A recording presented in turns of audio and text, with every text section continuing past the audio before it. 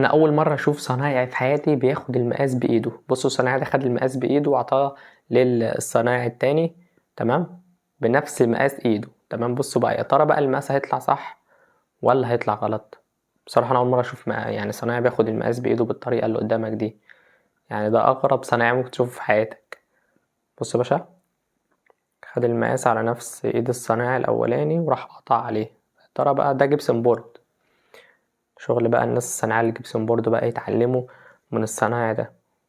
يا ترى بقى القطعية هتيجي بالظبط، يعني نفس المقاس ولا ايه الدنيا؟ ظبط يا باشا، اديله. يلا يا معلم بقى نشوف هل هتطلع صح ولا ايه الدنيا.